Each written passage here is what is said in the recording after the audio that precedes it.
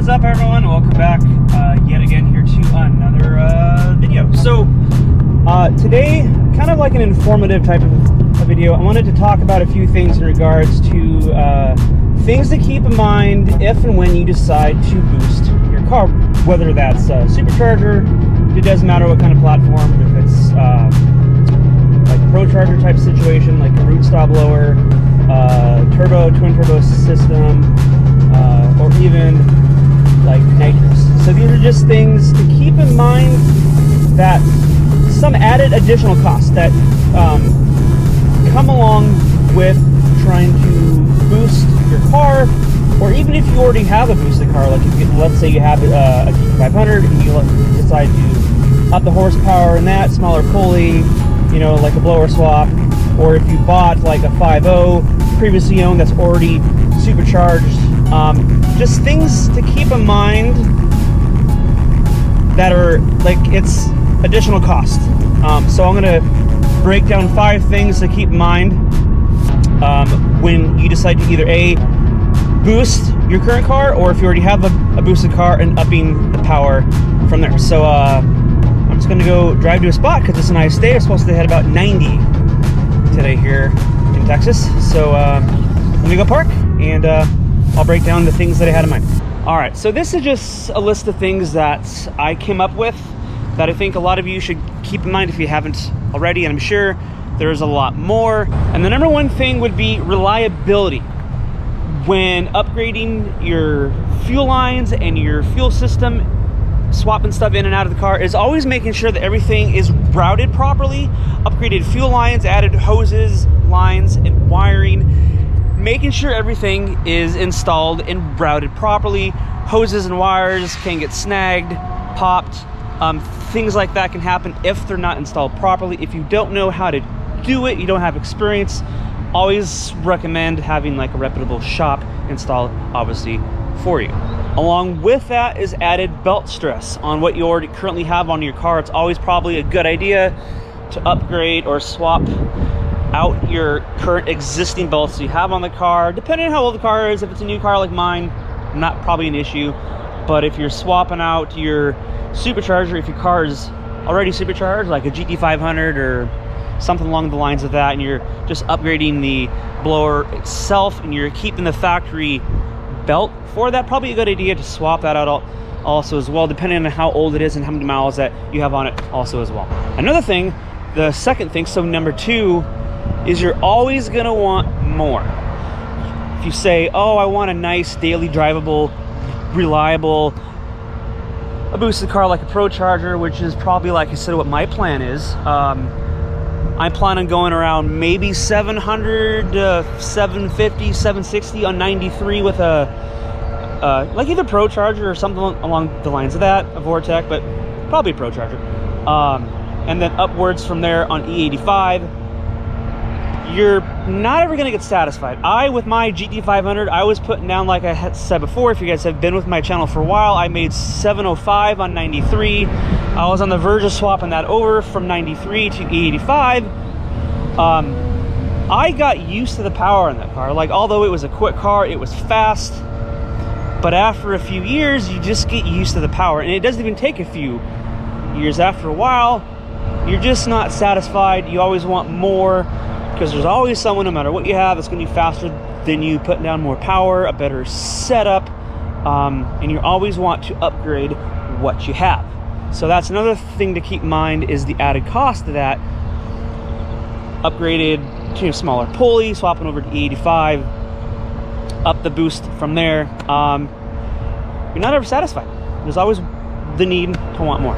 In addition to number 2, is if you decide to go Pro Charger, stick with Pro Charger. If you decide to go turbo, twin turbo, stick with it, because if you go Pro Charger kit, depending on what kind of setup, or if you go with like an Odin kit from VMP or anything along the lines of that, you're looking to spend probably anywhere from $7,000 to $10,000 just for the kit. If you go with a full kit with, you know, everything included, with injectors, all that kind of stuff, everything that's included in the kit. But then you got to install the kit. Now, if you don't have experience installing it yourself, always a good idea, obviously, to have a professional shop install it. That alone's added cost, a few $1,000s on cost, and then tuning if you go dyno tuning and stuff like that. So if you decide to go Pro Charger or any kind of supercharger kit or turbo, stick with it, because you're spending twice if you just get bored with the power and decide to swap it out for a different type of a setup. Keep the setup that you have if you think you're going to hang on to the car for a while. So if you decide to stick with, purchase one, stick with that setup for quite a while. Otherwise, obviously, you're just spending extra money that you don't have to. And then number 3, the dangers of going boost is having the car properly tuned. Whether that's going with a 93 tune and or an E85 tune. Tuning is the most important thing. Just if you're not tuned properly, you don't have the right kind of fuel, or you have bad fuel in the car, you're gonna have major issues, and you're gonna spend a lot more down the road with issues with the car, whether you throw a piston through the hood, it's not tuned properly, engine knock is a bad thing. So making sure the car is tuned properly on either, it doesn't matter if it's 93 or E85, you can have bad 93 fuel, you can have bad E85 fuel. And if you have a bad tune along with bad fuel, or even if you have good fuel but you just have a bad tune, you're gonna have yourself a lot of expensive issues down the line, catastrophic issues. So it's always good to make sure it's tuned properly, whether that's at a reputable shop or some places online like Palm Beach Dyno or VMP or whatever the case is. That's number 3, but that's the most important issue, is your tuning. Always keep in mind, because that alone is going to cost you more than what you paid for if you have any catastrophic issues down the line. The higher horsepower applications that you go, 750, 800 on up, 900 to 1,000, the more issues you're gonna have. It doesn't matter if you're tuned properly or not. 1,000 horsepower car, you have 1,000 horsepower issues. So a lot of supporting mods obviously are needed as well to avoid any sort of catastrophic issues. Supporting mods, another thing to keep in mind, there's a lot of stuff to talk about and add, so that's just like a whole nother video in and of itself. But upgraded rear end, driveline, axles, suspension upgrades, all these are things that not only you just purchase a blower or a turbo, or there's lots of other things that need to go along with the car. So these are all things to keep in mind. Suspension mods, tires, whether that's drag tires or if you're like a road course application, all these things are things you need to keep in mind if this is something you decide to go with down the line. So if this is something, it's not cheap. Something like all this stuff will cost eventually more than what you paid for your car. Number 4 would be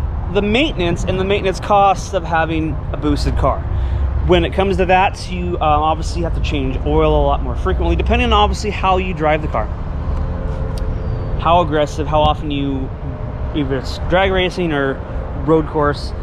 The overall maintenance of like the overall added cost of oil changes, the maintenance of tires, the maintenance of parts that get a lot of wear and tear. It's just overall lots of wear and tear on the car. So a lot of this stuff is like no shit, but for people that haven't turboed or supercharged a car before, so this is mainly designed for people like you that haven't had a car like this, and these are things that people don't necessarily think of off the bat. So that's why I want to put together a video like this. Number 5, choose the best application for you. Kind of goes along the lines with what I said earlier. If you decided to go turbo, stick with turbo. If you decided to go supercharger, stick with that also as well. Don't buy something and then swap it out 2 years down the line.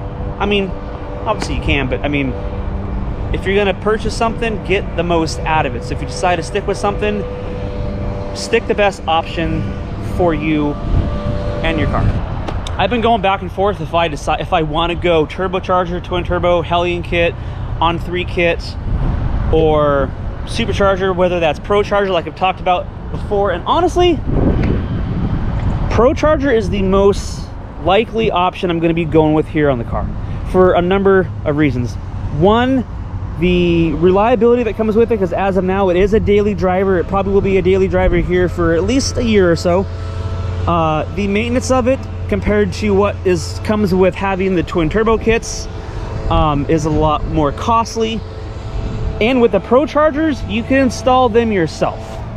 If you have the garage space and a few of the tools, they're a lot easier to install opposed to doing a turbo or a twin turbo kit or any of those applications. There's a lot more involved when installing those kits. So that is probably why I'm leaning towards ProCharger. Now ultimately, if install costs and dyno costs and all that kind of stuff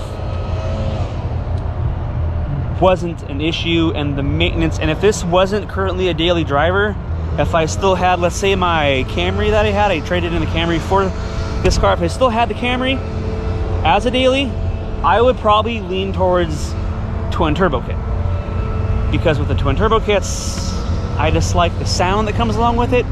I've ran turbo kits on previous cars. Obviously, I've had the supercharger car like the GT500. I've ran nitrous on previous cars in the past, so I've ran all sorts of applications. I like each one specifically because they're all different from one another. But for overall reliability purposes and the ease of installation, I'm leaning towards either the ProCharger or the ESS kit on the car. And with that said, it doesn't matter what option you go with, traction is also an issue. Like you saw in the previous video I did with James, our run we did the 0 to 60s, I had a lot of issues with traction with these tires. He had better issues with traction because he had a better tire. I'm going to be getting a drag setup on the car along with just a better, stickier daily driver tire. Suspension mods are also something that comes along with the purchase of any application that I choose to go with. So these are just things, 5 things to think about, along with a few sub things also as well that come along with the joy and the fun of turbo or supercharging or nitrous, whatever it is that you choose that come with those applications, because they're not cheap. A lot of things like this people don't think of until after it's purchased, and taking care of those things now will save you money down the line if you get them done around the same time or at the same time of boosting whatever application car that you have. But anyway, I hope a video like this might help a few of you that's been thinking about any sort of application for a car, supercharger or turbo. Just a couple things to keep in mind and think about before you do so. So on that note, I'm gonna go ahead and close this one out. If you guys are watching and you're not subscribed, like I always say, please do me a favor, hit subscribe, hit the notification bell also as well, drop a comment and a like, and as always, I'll catch you guys in the next one. See ya.